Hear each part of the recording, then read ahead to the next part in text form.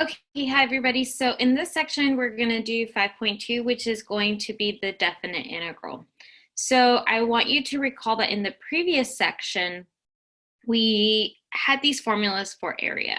And we said that the area of a function, the area under the curve of a function is equal to the limit as n approaches infinity of the sum of f of xi minus 1 times delta x times the width of each rectangle. And this was for the left endpoints. This one was for the right. And this was for any sample points, meaning that the widths don't necessarily have to be equal. We can pick anything for those sample points. Now, the reason that they are all equal to this area over here on the left-hand side was because the idea was that if we make n very large, right? Remember that delta x was dependent on n because that our delta x was equal to b minus a over n. So the length of our interval, and then we divided it by how many rectangles we want. But now if n is really, really large, that means our rectangles are getting smaller and smaller and smaller, which means that we're taking those off to infinity and we basically get an exact approximation for our area. So that's what we're going to be doing in this section, and that's why all these formulas are actually equal to one another, because if the n is really large, our rectangles are infinitesimally small, so we get the exact area, so none of them are none of them are giving us an overestimation or an underestimation. We're getting the exact estimation. And so what we're going to talk about now is what is called a Riemann sum. So before we did left and right hand sided limits, and we talked about any sample points. For a Riemann sum, basically what we're going to do here is we're going to use the fact that we can use any sample points in order to approximate the area. So let me give you the definition of a Riemann sum. So a Riemann sum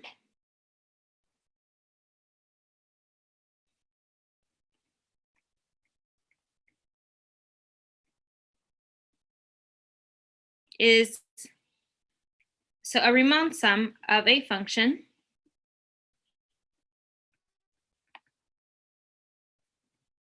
f with partition p. So this just means how are we cutting up the function. Remember, partition, it means to cut into pieces, is going to be the sum as I goes from 1 to n of any of our sample points f of xi star times delta xi. And so that means that we're going to be multiplying each of our f of i's. So we'll do fi1 star times delta x1 plus all the way to f of xn star times xn. That's all that means right now. And so what a Riemann sum is actually doing is we not necessarily do our xi's have to be equal, but if we have a function like this, for example, let me just draw a random function. That works, sure. And let's say that right here we're going to start at A, and then here we'll end at B. So what a Riemann sum is doing is we're still dealing with these rectangles, but now what we're going to do instead is we're still going to cut our rectangles into squares, but we're going to cut them so that we get a good approximation of our function. So necessarily our rectangles do not have to be equal anymore, and in fact they probably won't be. But the idea here is that a Riemann sum all just breaks down a function and cuts it into squares, and then we are able to cut it all up and sum it together. So if we wanted to find the area under the curve, we would make rectangles, and so this is the idea behind it. Now for this particular formula here, we're not taking n into infinity. Here I just drew a bunch of rectangles and then I said, hey, this is what a Riemann sum is, and where basically a Riemann sum cuts a function and gets the area under the curve of each of these. And I want you to notice something, that here the area is actually going to be negative. So here the area will be negative. So in this area here, area will be negative. So in that area here, area will be negative. And in practice, now I mentioned that not all our xi's need to be equal, so that's important to know that not all our xi's need to be equal. Here are our xi's, our widths. So let's make a note. Not all of our xi's need to be equal.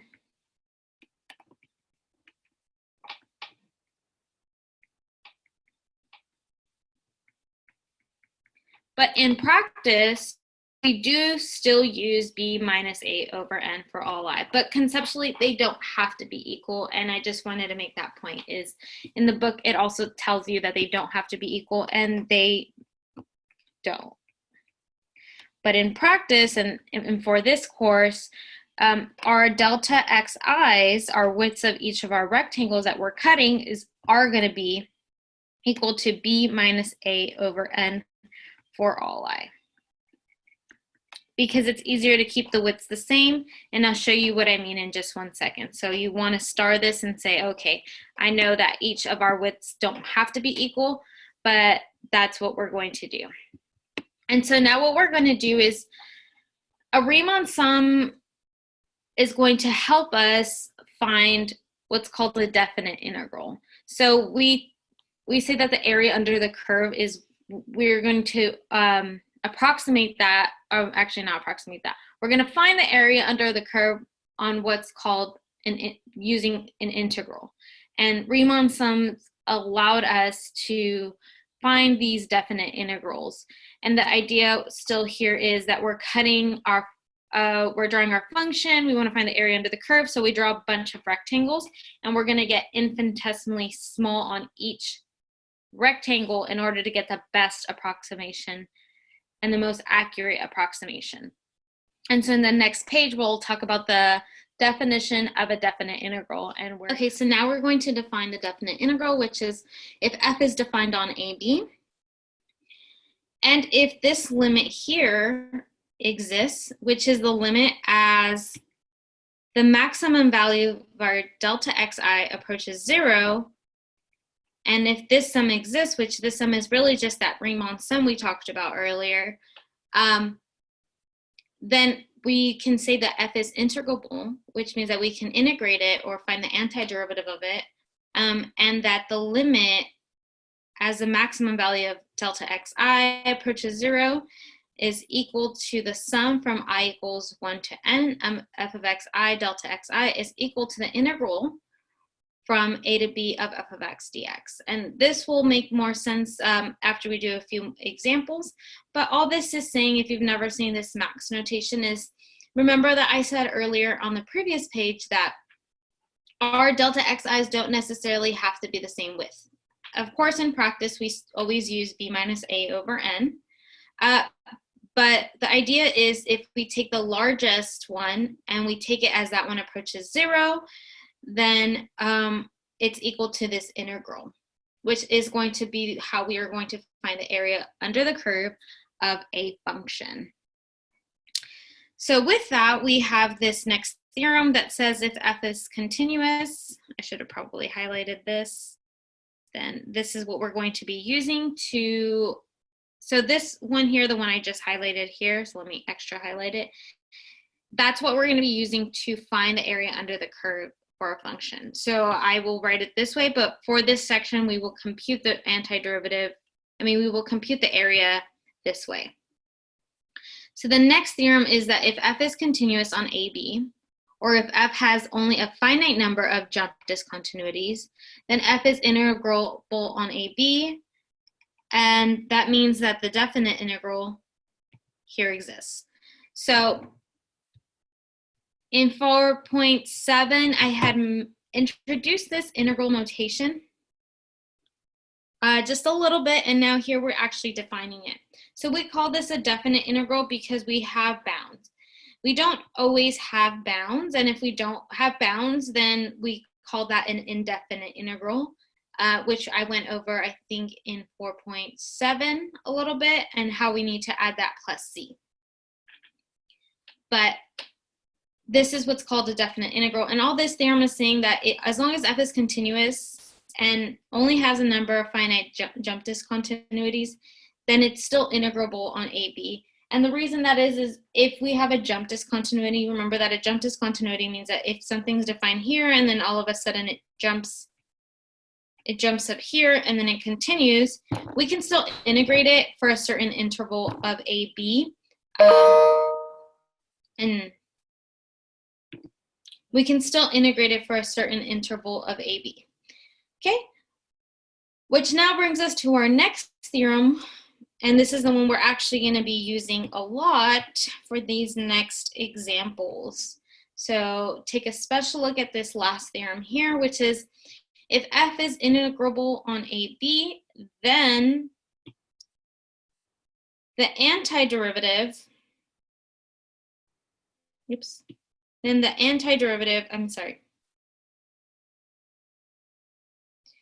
then the integral from a to b of f of x dx is equal to the limit as n approaches infinity of the sum from I equals 1 to n of f of x I delta x. So what this is saying is, yes, this is also equal to it, but it's saying take the max of the delta xi's as it goes to 0. But in reality, what that's saying is, remember that our delta xi's really depended on our value of n previously, because if we can say that our n's are getting smaller and smaller, larger and larger and larger, then our rectangle width is getting smaller and smaller and smaller. And our rectangle width has to do with this delta xi. That gives us our rectangle width. So now instead of writing this, we have this new formal definition of our integral that we're going to be using in practice to evaluate it. So this is the one we're going to be using in our next problems. And so this is really the same thing as this, because remember that if n is getting larger and larger and larger, then our delta x are actually getting smaller and smaller and smaller and approaching 0. So instead of evaluating this, we're going to evaluate n going to infinity. And here, like I said, in practice, we always use our delta x's to be b minus a over n. And we're going to be using that our xi is equal to a plus I delta x. And this is really important here. This is what we're going to be plugging into here. And you'll see what I'm talking about in just a second. But the trick to these problems here that we're going to do next is we are going to the trick to these problems are going to be finding our xi values. So we really need to focus on finding out how to find our xi values. And we talked about this, I think, in 5.1, that we define xi as this. Other books may call it ci. You'll hear it being called different values. So let's move on to the next page. Okay, so remember previously in 5.1, I introduced these summation formulas where I said if we're adding consecutive integers together from I equals 1 to I, we can use Gauss's formula to rewrite the sum and get rid of that sum. So these here are formulas that we use to get rid of the sum. So we went over the ith case, the ith squared case, and then the ith cubed case. I also wrote this previously as n squared times n plus 1. All squared over 4, and that's okay. It's really just the same thing. Now here's our chance to use these formulas in order to evaluate the area under the curve. So we're going to heavily rely on all these formulas here in order to find that area under the curve. So please commit these to memory. They're really going to help you on the next exam. So just be aware of that. So here what we're going to do is I'm going to want to do this example both ways. So I want to use it using Riemann sums, And then I'm going to use it using this new method that we're just going to learn by taking n to infinity. So if I have the function f of x is equal to x squared from 0 to 2, for part A, they want us to use our Riemann sums using our right endpoints with our n value n equals 4. So we learned previously that if we have a small number n, then our function can either over or underestimate the area under the curve because we have that error. And as we get larger and larger and larger, for n values, the more accurate we get and the more precise of an area we get. So let's do part A. So let me do part A here. And so before we do part A, let's just graph this function just to know what it looks like. But like I said before, we don't really need to graph the function. It's really more helpful to just graph the interval that you're in from 0 to 2. But this graph is easy enough to graph, so this is fine. So here we're at 2, 4, because this is the graph f of x is equal to x squared. And we want to evaluate the Riemann sums using right endpoints. So here that means we're using our right endpoints, which is r. And since our n is 4, we're going to be using r of 4 because we have a set value for n. Now, before we do that, we actually need to find the width of our delta xi's, because remember that r4 was equal to f of x1 for our right endpoints times delta x plus f of x2 delta x plus f of x3 delta x plus f of x4 delta x. And this was for our right endpoints. And so what we need to do here is we need to find our delta x so that we can find our x1, x2, x3, and x4 values. So delta x, remember, is equal to b minus a over n. Well, here our b value is 2 minus a, which is 0, all over 4. That's 2 over 4. That's the same thing as 1/2. So that means that our widths of our rectangle are going to be 1/2 in length, which helps us break up this graph into subintervals. So here we're at 0. If we go half, we're going to be at 1/2. If we go half more from 1/2, we're going to be at 1. If I go another half to 2, it's going to be 1 and 1/2, which is the same thing as 3 over 2. And then another half, then we're at 2. So here are our 4 subintervals. Okay, so that means that this is going to be my x1 value. This is my x naught or x of 0 value, x1 value, x2, x3, and x4 value. And so now our job is to plug that into our r of 4. So for our right endpoints, r of 4 is going to equal f of x1. x1 is equal to 1 over 2. I plug that into our formula x squared. That's going to give me 1 over 4. And then my delta x is not going to change. I get 1/2. And then I'm going to add my f of x2. My f of x2 value is 1. And then 1 squared is just 1.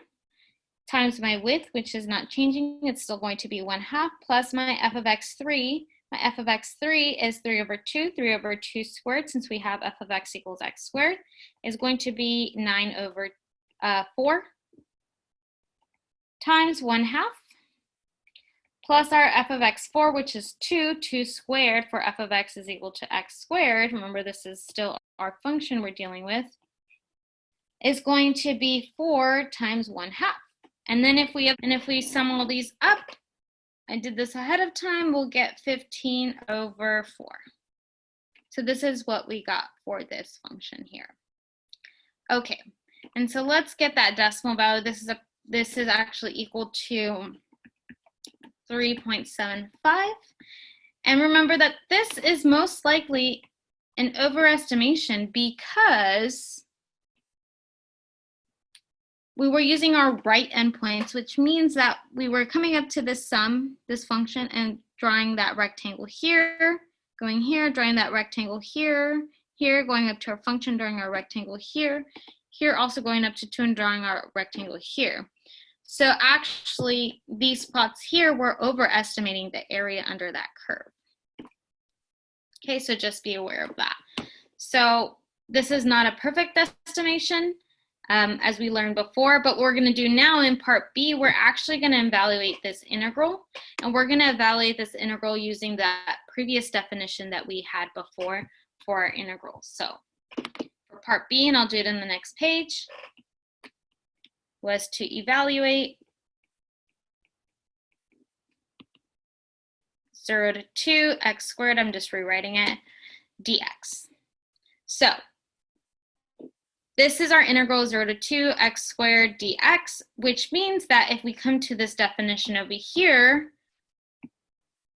that we can rewrite it in this form. We're going to write the limit as n approaches infinity from I equals 1 to n of f of xi delta x. So in this case, we're going to say that the integral from 0 to 2 x squared dx is equal to the limit as n approaches infinity of the sum as I goes to 1 to n of f of xi delta x. So now our job is to evaluate this summation given that limit.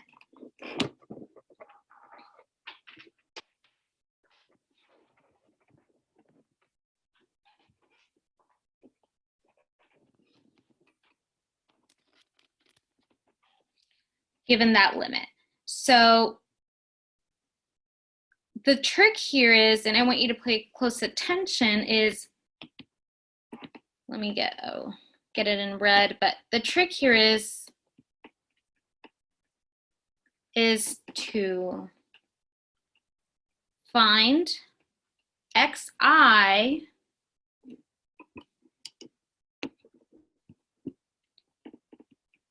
in terms of n, I, a, or b. But recall that previously we had that xi was equal to a plus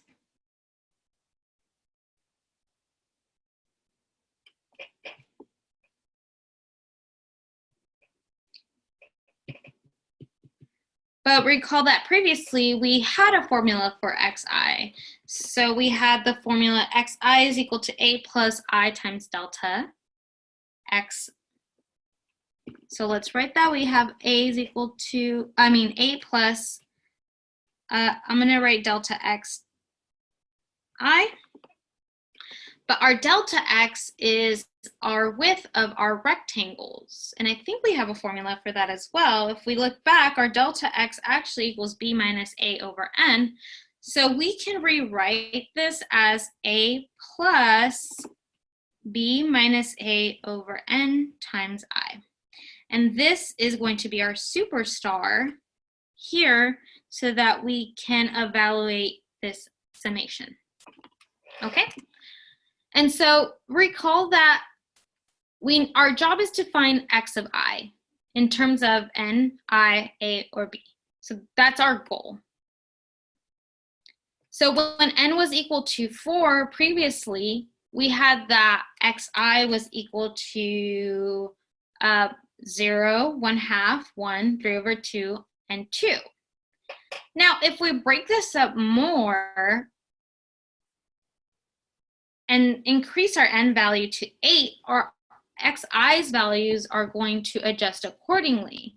So in fact, if we adjust n to equal 8, so if n was equal to 8, we would have to cut it from 0 to 2, so 2 divided by 4, which is 1/4. So we would cut everything into 1/4 power. So we need to find that formula for xi, and in order to do that, we're going to look at our interval,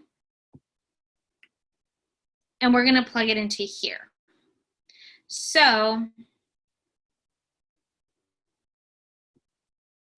what you want to do is, one thing you can do is you can look at your interval from 0 to 2. And you know that your interval is, if we look at the difference between 2 and 0, that's 2. And we're going to divide that by n and multiply it by I, because we want to multiply by how many iterations we are going to have, which is really the same thing as here. But here the thing is that our starting point is actually 0. So if we use that formula, xi is equal to a plus b minus a over ni, we're going to get a is equal to 0. Right? Our a value is 0. Plus b minus a, which is 2 minus 0 over n. We don't know the value for n. And multiply that by I, which gives us 2 over ni. So this is our xi value. So if we plug that back into our summation,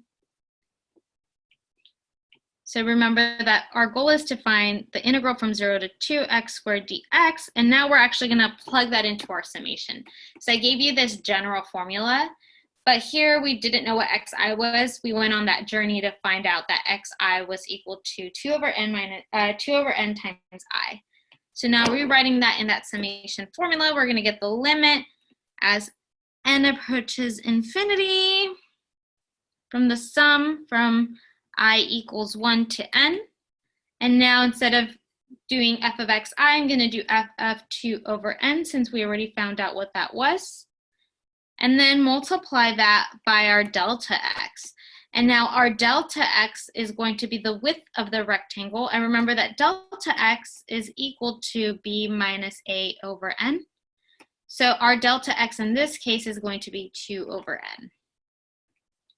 And so this is our job to figure out what this is. And so this becomes a little bit tricky at first, but just pay really close attention.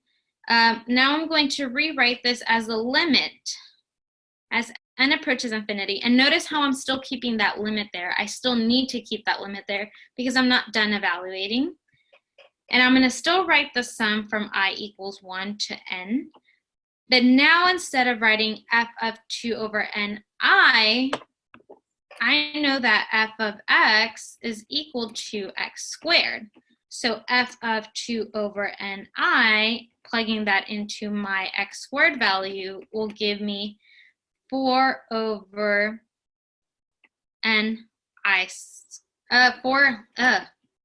So plugging that into my f of x value, I'm going to get 4i squared over n squared. So that's what I'm going to plug in for this value here. So I'm going to get 4i squared over n squared times 2 over n. Okay. And now we get to use everything we learned at the beginning of 5.1 when I introduced summation notation in that first video, where I said we're going to be using this later on. And here, this is how we're going to use it. And so let's pull out everything we can pull out, because remember, everything that's in the summation that doesn't have that value of the index, so our I value, we can actually factor out of the summation. That was one of the properties we learned in the beginning of 5.1. And so here, I can take this piece out, and I can also take this piece out. So that's exactly what I'm going to do, because they're all getting multiplied together, so that's okay. So I'm still going to write the limit because I haven't applied the limit. So it's super important you keep that notation. And now I can pull out the f of, I can pull out 4 over n squared and pull out 2n. So if I pull those two out, I'm going to get 8 n cubed. All I did was I pulled this part out and this part out and multiplied them together. And now I'm going to write the sum as I equals 1 to n of my I squared. And of my I squared. I realized that I covered that I. We need to keep them there. because that I squared wasn't allowed to leave. It was part of the summation. That's actually what's changing each time we add things together over and over again. And now what we want to do is, how do we evaluate this? Now, this is kind of hard to evaluate, but remember that previously, we actually established a formula for I squared, which is this one over here. And when we apply this formula, we actually get rid of the summation, which is what we want, because that'll make my life a lot easier and your life a lot easier. So now we're going to write the limit as n approaches infinity of 8 over n cubed. And now I'm going to replace that summation by that formula. So I'll maybe highlight this in a different color or put that in a different color. Is now here we're using that summation formula there. So this got replaced by that whole thing there. And now we can evaluate that limit accordingly. So the trick to evaluating this limit, it could get tricky. And at the end of the day, we are probably most likely going to have to use L'Hopital's rule. Now, the more that you get used to L'Hopital's rule, the easier life will get, because then you'll kind of see a pattern in the way that you do things. Now, if I input infinity into this function right now, I'm going to get, here I have n, n, n. Eventually, these will all multiply out, and I'll get n cubed, 2n cubed over n cubed. And if I put infinity into n cubed and n cubed, they're both shooting off to infinity at the same rate. One is going up and one is, so we're going to get basically infinity over infinity, which is an indeterminate form. Now at this spot here, you are welcome to use L'Hopital's rule to evaluate, or you can rewrite this. So let me actually copy and paste this over to that next page so that you guys can see what I'm talking about. So we can do that, or we can rewrite it to make our life a little bit easier. And by that, I mean that we can do the limit as n approaches infinity. And now what I'm going to do is I'm going to lump together the 8 and the 6 together and then bring all the n's together. You don't really have to do this, just showing you different methods of evaluating this. And I'm going to rewrite this fraction here.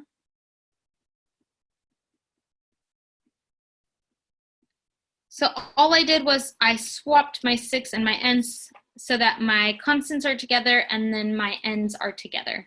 And if I shoot this thing off to infinity, my leading coefficient here is 2n cubed.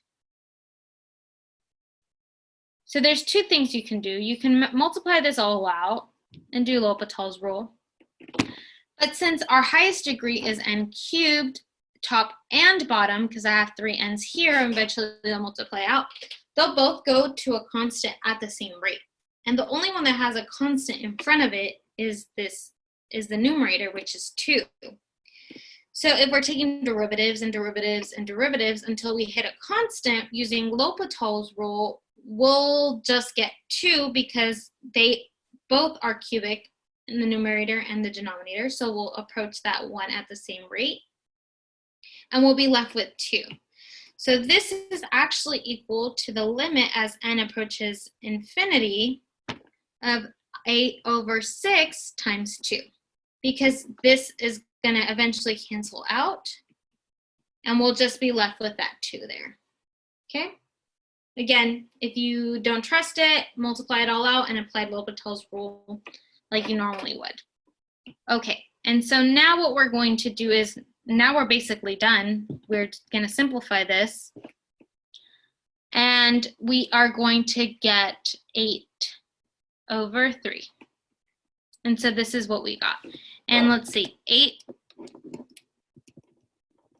over 3 is approximately 2.66.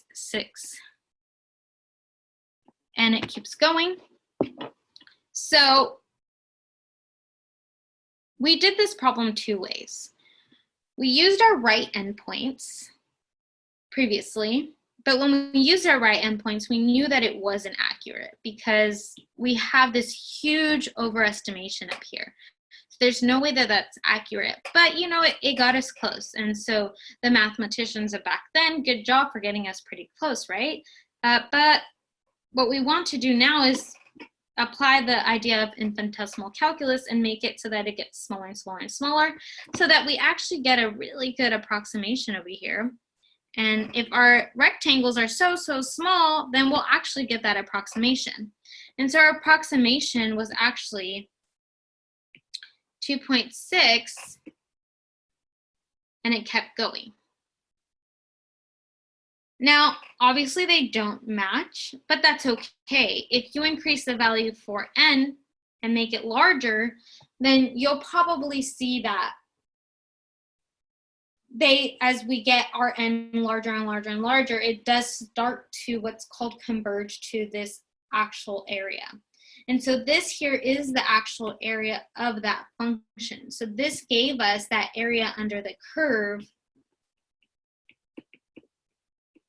from 0 to 2. So this gave us the exact area under this curve and didn't give us an overestimation or an underestimation, the exact value.